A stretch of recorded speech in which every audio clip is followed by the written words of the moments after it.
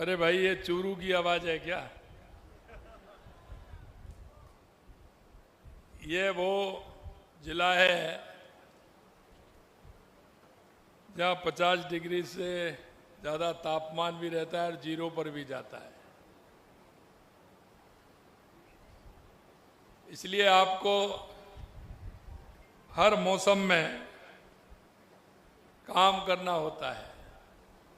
इसलिए ताकत लगाइए, दोनों हाथों की मुट्ठी बीचिए और जोर से बोलिए, भारत माता की, भारत माता की, सालासर बालाजी की, तिरुपति बालाजी की, डूंगर के बालाजी की, गोगाजी महाराज की, बाबोसो महाराज की, माँ भद्रकाली जी की, बाबा फूलनाथ की, आप सभी की। आज के इस पंडित दीनदयाल उपाध्याय अंत्योदय संबल योजना के इस शिविर में मंच पर विराजमान कैबिनेट में मेरे साथी और आपके यहां के प्रभारी भाई अविनाश गहलोत जी, आपके अपने ही जिन्होंने चूरू के अंदर नहीं, पूरे राजस्थान के अंदर नए नए आयाम को स्थापित किया है। लगातार मंत्री और प्रतिपक्ष के नेता रहने का आपने राजस्थान की जनता को जो लाभ दिया है, ऐसे हमारे पार्टी के वरिष्ठ नेता सम्मानीय राजेंद्र राठौड़ जी, आपके विधायक, लाडले विधायक जिनको आप सुन रहे थे और सुनते सुनते कह रहे थे, आपने सुना होगा काम भी किया है। लेकिन मैं हमेशा देखता हूं, या तो ये मन से आते हैं या राजेंद्र जी इनको पूरी तरह से पारंगत करके भेजते हैं। ये बहुत होशियार हैं। ये जब भी आते हैं कोई ना कोई चूरू का काम लेकर के आते हैं। और आज भी मैंने जब पूछा 2-3 दिन पहले तो मेरे को कुछ नहीं कहा, लेकिन धीरे से आपने देखा ना, धीरे से बता दिया, ये भी चाहिए, ये भी चाहिए, ये भी चाहिए। ऐसे मेरे भाई हरलाल सारण जी, पार्टी के हमारे जिला अध्यक्ष, लगातार मेरे साथ उन्होंने युवा मोर्चा में भी काम किया है। ऐसे भाई बसंत जी, लोकसभा के हमारे प्रत्याशी भाई देवेंद्र जाजड़िया जी, पूर्व मंत्री राजकुमार रेणवा जी, प्रदेश के महामंत्री भाई वासुदेव चावला जी, पूर्व मंत्री खेमराज मेघवाल जी, पूर्व एमएलए रतनगढ़ अवनेश महर्षि जी, विधायक प्रत्याशी सुजानगढ़ श्रीमती संतोष मेघवाल जी, श्रीमती सुमित्रा पूनिया जी, प्रत्याशी राजगढ़, जिला प्रमुख चूरू श्रीमती वंदना आर्य जी, प्रधान पंचायत समिति चूरू दीपचंद राठ जी, राष्ट्रीय उपाध्यक्ष यूथ हॉस्टल पराक्रम जी, प्रदेश कोषाध्यक्ष पंकज गुप्ता जी, हमारे पार्टी के प्रवक्ता भाई लक्ष्मीकांत भारद्वाज जी, मेरे सामने बैठे मेरे पूजा योग बुजुर्गों, नौजवान दोस्तों और मेरी माता बहनों, सबसे पहले तो मैं आप सभी का वंदन करता हूं, अभिनंदन करता हूं, आप सभी को मैं प्रणाम करता हूं। मैं बहुत ही सौभाग्यशाली हूं क्योंकि चूरू की धरती को मैं जानता, ये अपनी वो धरा है तो संस्कृति से परिपूर्ण है, ये पावन भूमि है। चूरू अपनी अठूनी अनूठी स्थापित कला प्राकृतिक सुंदरता के लिए प्रसिद्ध है। और जब मैं बात करूं, मेरे को एक चित्र दिया था अभी कृष्ण हिरण का, मैं आपको कहना चाहता हूं हमारा ताल छापर जो अभ्यारण्य है, ये अभ्यारण्य देश में ऐसा अभ्यारण्य कहीं नहीं होगा। इसको भी हम आगे बढ़ाने का काम करेंगे जिससे कि ज्यादा से ज्यादा पर्यटक हमारे आए। काले हिरणों का यह बेगम दृश्य प्रवासी पक्षियों का कलरव प्रकृति प्रेमियों को अनुभव प्रदान करता है। यहाँ की कलात्मक हवेलियां, भित्ति चित्र, ऐतिहासिक धरोहर चूरू के समृद्ध सांस्कृतिक इतिहास से रूबरू कराती हैं। महाभारत काल से ही पंडित श्याम पांड्या जैसे तपस्वी और विद्वानों ने इस भूमि को सांस्कृतिक दृष्टि से समृद्ध किया है। ग्वार पाटा फोग लकड़ी के उत्पादक इसे विशिष्ट पहचान दिलाते हैं। अभी मेरे को एक स्मृति चिन्ह दिया, मैं धन्यवाद देना चाहता हूं कि एक अनूठी लकड़ी पर जो चित्रकारी होती है वो धीरे धीरे हमारे देश की नहीं दुनिया की एक बहुत अच्छी मिसाल बनती जा रही है। जिस तरह अपनी संस्कृति को उभार करके उसका काम यहाँ के लोग कर रहे हैं। ऐसी गौरवशाली धरा पर आयोजित शिविर में आप लोगों का अभूतपूर्व सहभागिता के लिए आप सभी को मैं धन्यवाद देता हूं। मैं सिर्फ इतना कहना चाहता हूं कि जब भी मैं चूरू आता हूं निश्चित रूप से मेरा मन प्रसन्न होता है, क्योंकि यह जो धरा है यह पुण्य की धरा है।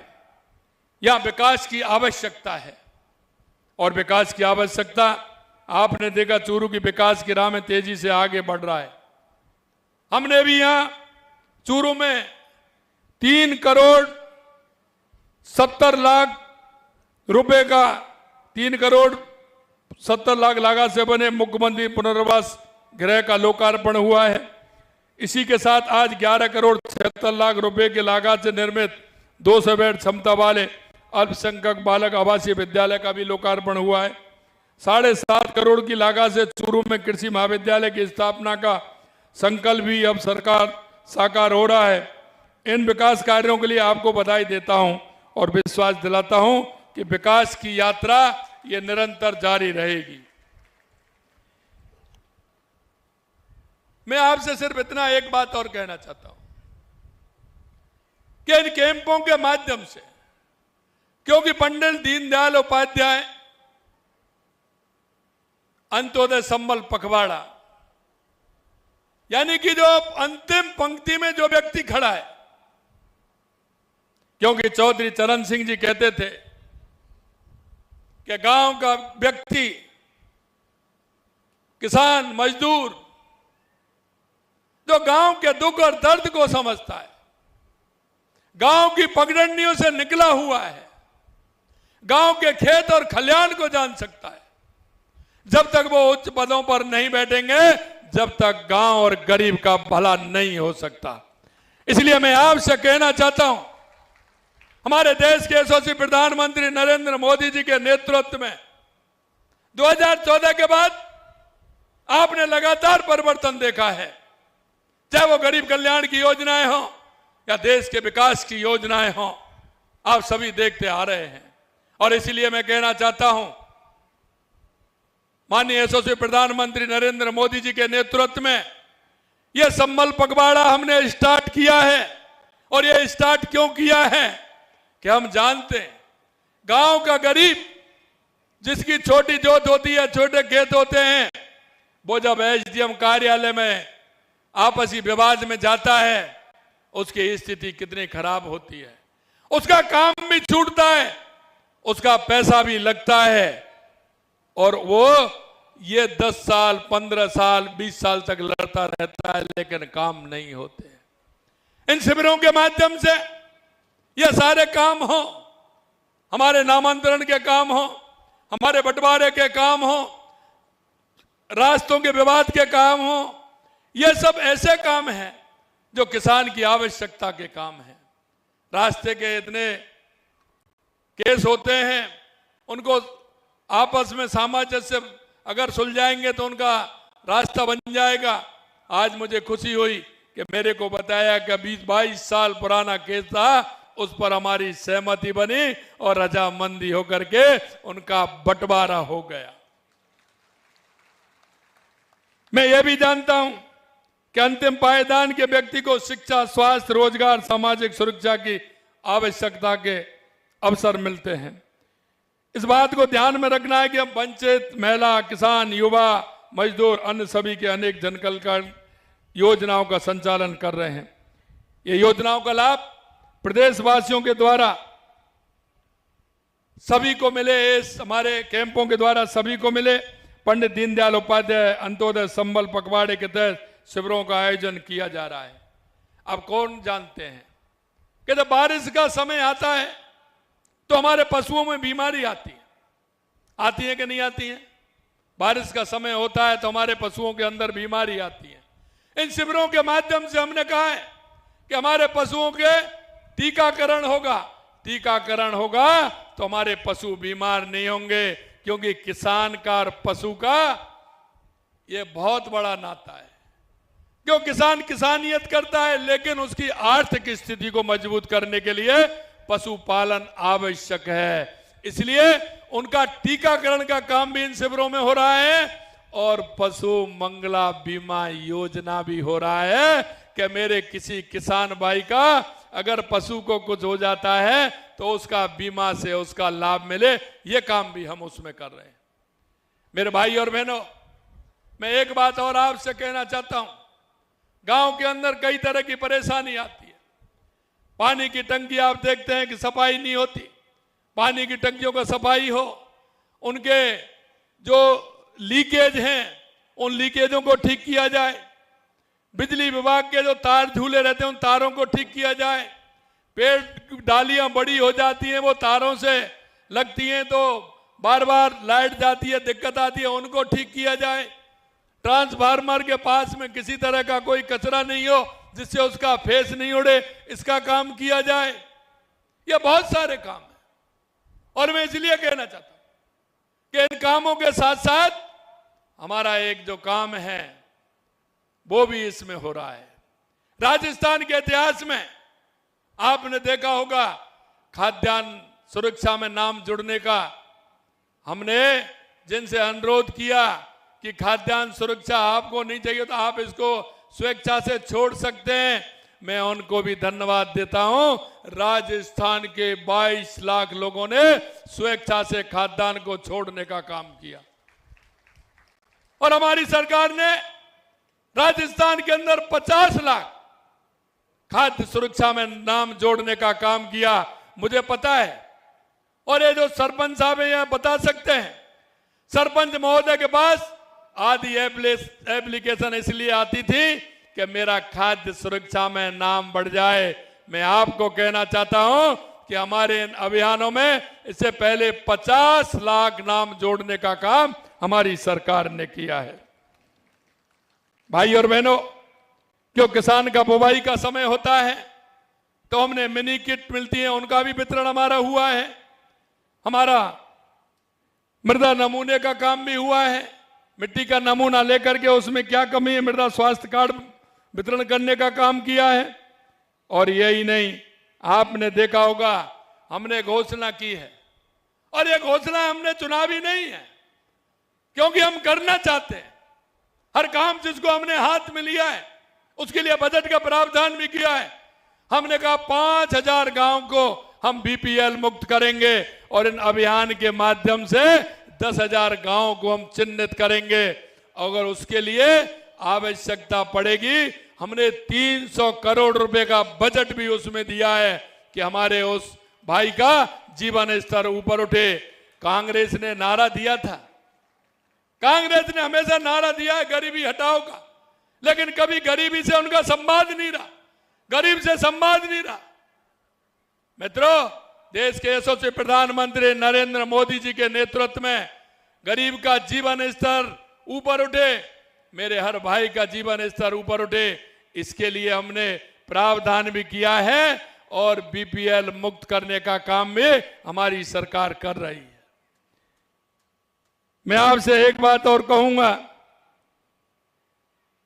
कि कांग्रेस के लोग कहते हैं क्योंकि मैं उनको पेपर दिखाता हूं, मैं उनको पेपर दिखाता हूं और मैं उनसे कहता हूं कि 1.5 साल बनाम 5 साल, और मैं इसमें कोई गलत नहीं कह रहा हूं, मैं आंकड़े बताता हूं, दिल्ली में आंकड़े बता रहा हूं। अरे भाई उनका जवाब दीजिए तो मैं मानूं उसमें, लेकिन उसका जवाब नहीं देते हैं, ट्वीट करते हैं। मैं आपके सामने मैं कहना चाहता हूं कि जो किसानों से संबंधित है वही बताना चाहता हूं। फार्म पॉन्ड खेत तलाई के लिए हमने 32,164 1.5 साल के अंदर किए, उन्होंने 1.5 साल में 609 किए थे, 6,009 उन्होंने, और उन्होंने 5 साल में 29,430 किए थे, और हमने 1.5 साल में 32,164 किए हैं। हमने किए कि नहीं किए? खेतों की तारबंदी के लिए, किसानों के खेतों की तारबंदी के लिए 2,53,000 मीटर हमने तारबंदी कराई है। उन्होंने 1.5 साल में 410 लाख मीटर कराई थी, और अभी उन्होंने 5 साल में 113 लाख मीटर कराई थी। आप लगा लिए हमने कितनी गुनी कराई है। हमने 1.5 साल में कराई और उन्होंने 5 साल में कराई है। पशु चिकित्सालय का प्रथम श्रेणी पशुशाला में कर्मोन्नयन, अब उनको नहीं दिखता है।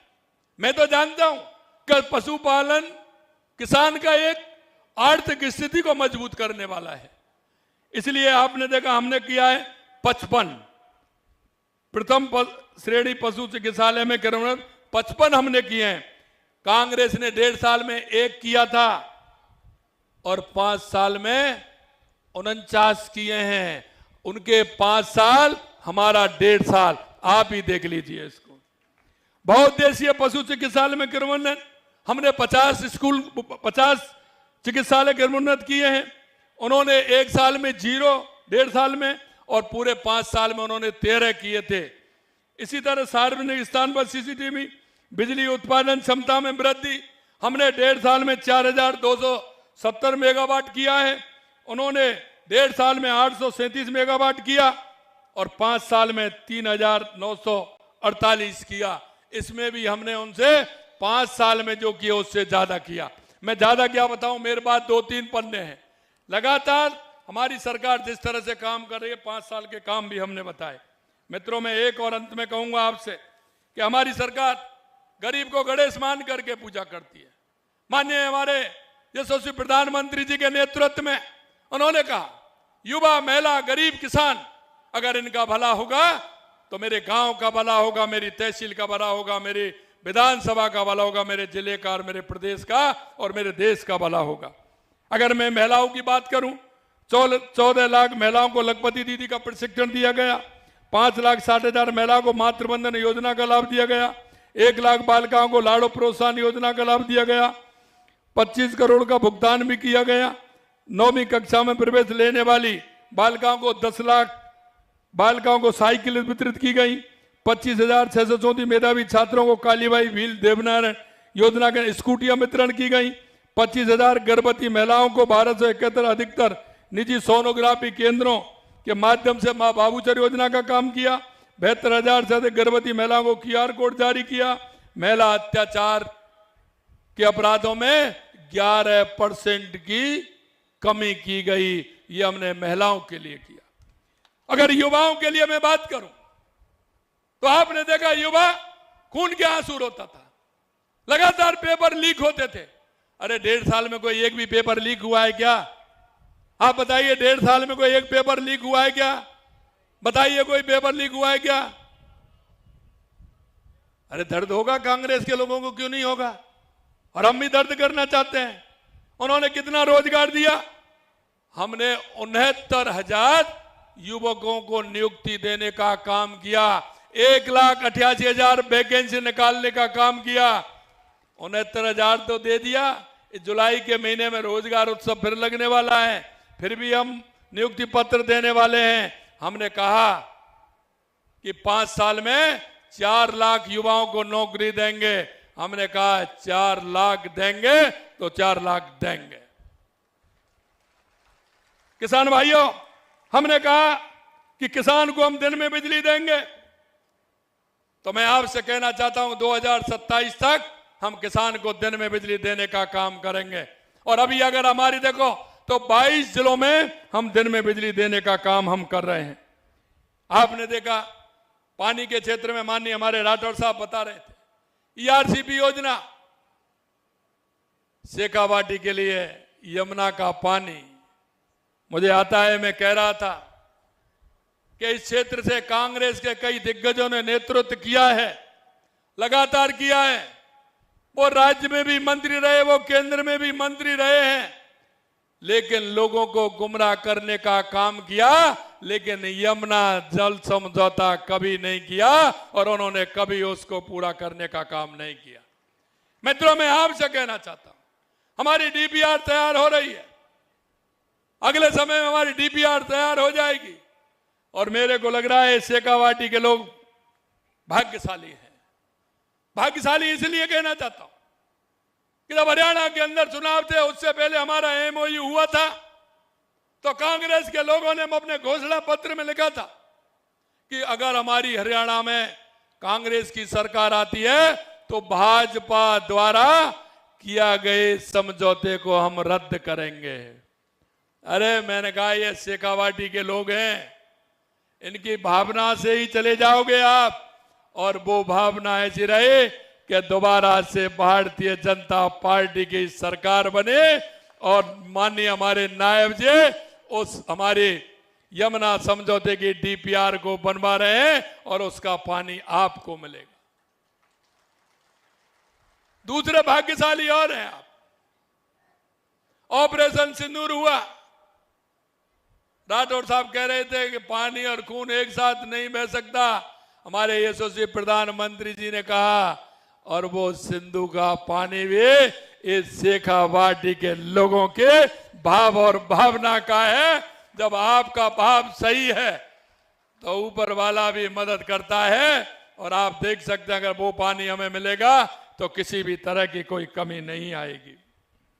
मेरे भाई और बहनों, मैं आपसे एक और कहना चाहता हूं कि हम उस गरीब को गणेश मान करके पूजा करते हैं, और आपने देखा हम छोटी छोटी बातों को ध्यान में रखते हुए हमारी सरकार लगातार काम कर रही है, और लगातार हमारी सरकार काम कर रही है। मेरे से कहते हैं कि मुख्यमंत्री जी तो डेली जाते हैं, गर्मी में भी जाते हैं, सर्दी में जाते हैं, बारिश में भी नहीं रुक रहे हैं। एक का मेरे पास फोन आया, बारिश है, बारिश में हेलीकॉप्टर ठीक नहीं उड़ता है। मैंने कहा आप चिंता मत करिए, चिंता मत करिए, हम किसान हैं।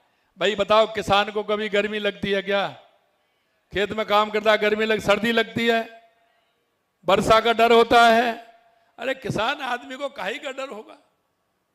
हमने कहा हम किसान हैं, हमें किसी प्रकार की दिक्कत नहीं होगी। हम राजस्थान की जनता के बीच में जाएंगे, किसान के बीच में जाएंगे, मजदूर के बीच में जाएंगे, समस्या को सुनेंगे और समाधान भी करेंगे। यह भी हम उनसे कहना चाहते हैं।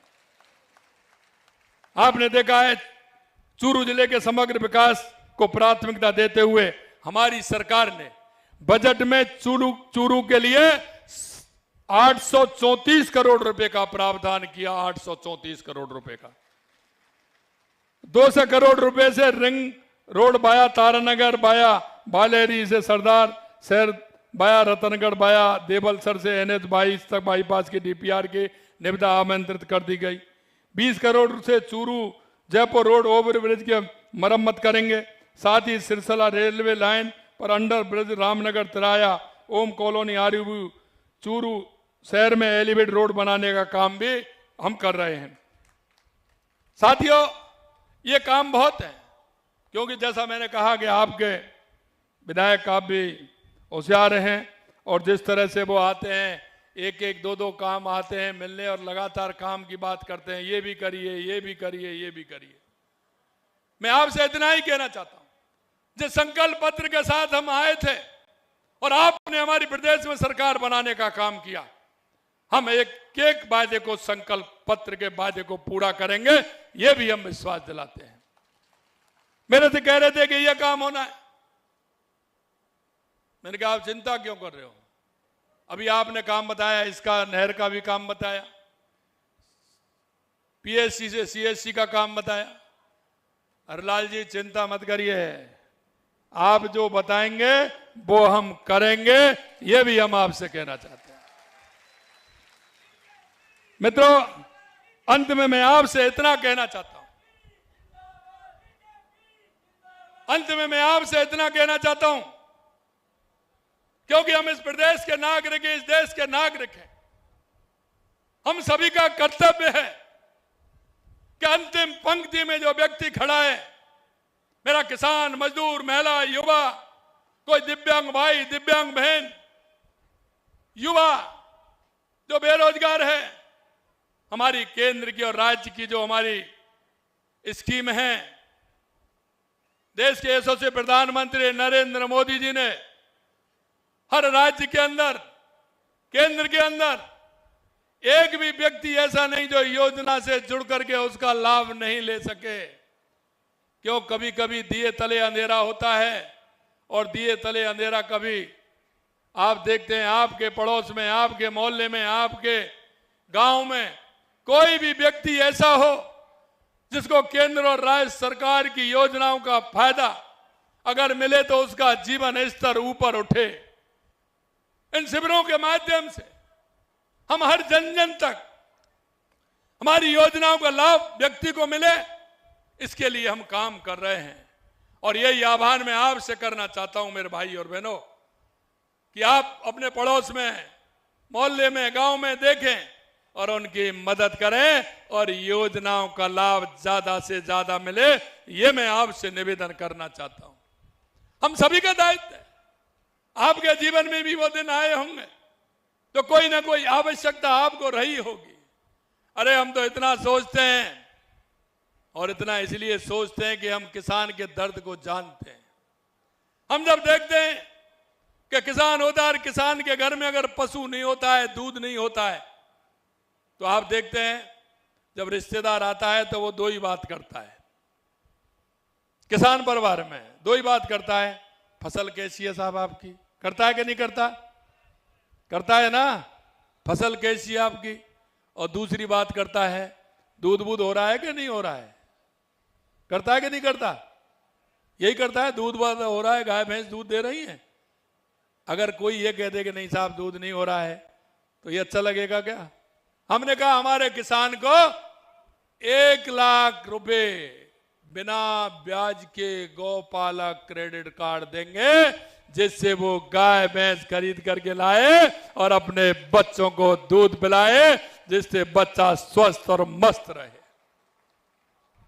यही नहीं, क्योंकि मैं जानता हूं हमारी माता बहनें दिन भर काम करती हैं, लेकिन जब पशु का दूध काटने जाती हैं और जब वो डेयरी वाले के पास जाती हैं, मेरे भाई और बहनों, ये गरीबी भगवान किसी को नहीं दे, गरीबी किसी को नहीं दे, मैं ये भी कहना चाहता हूं।